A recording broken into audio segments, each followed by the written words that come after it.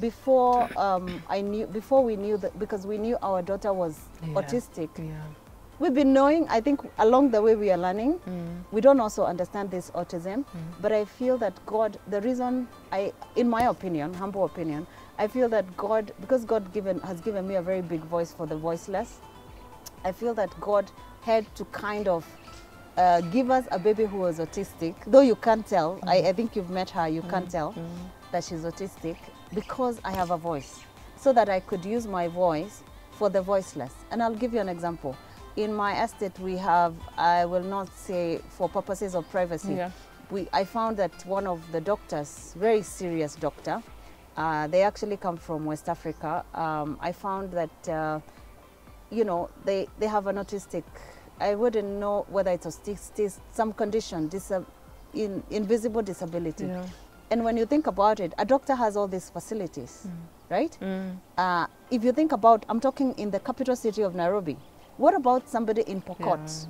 What about somebody in Bugoma? There are many parents who are very well educated. I actually have very good relationships with ambassadors. I've gone to one of the ambassadors, former ambassadors' home here in Nairobi. And I remember one of the things I noticed is that they have a kid in a wheelchair. They look like a kid, but it must be a teenager. It must be like a mini, maybe 23, from what I could judge. Yeah. They have a person with, they have a child who has a physical disability, and I can guarantee you they don't take them out. Maybe the doctor comes to the house, the trainer comes to the house, the teacher comes to the house, if any. No one leaves the house. How old is your daughter? My daughter is only 8 years old, and we discovered when she was about 4. How did you know?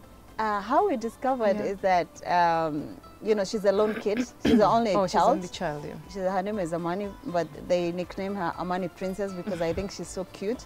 Yes, she's so adorable. Yes, she's like me. She loves people. She just loves people. Sometimes if you see Amani coming to hug you, it's her language of saying, I like you.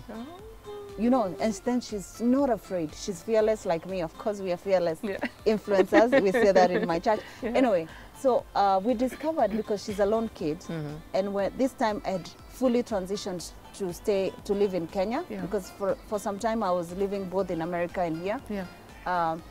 So what we realized is that when you give her money, okay, on her own, she used to be very, how do I say, can I say snobbish? And that's not our personality.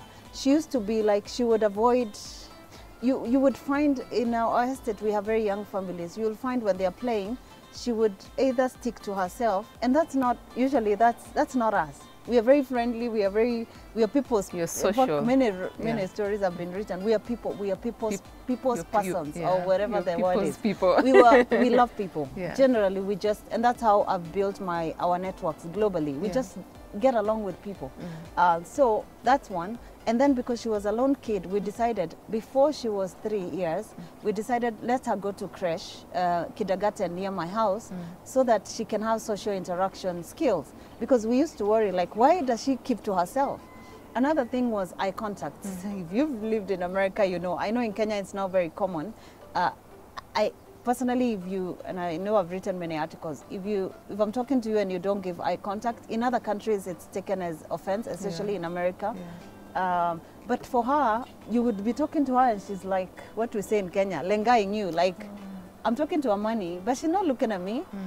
This was a bit, I actually did not take it as a very serious concern, but later on I discovered from the doctor that it's actually one of the symptoms of autism.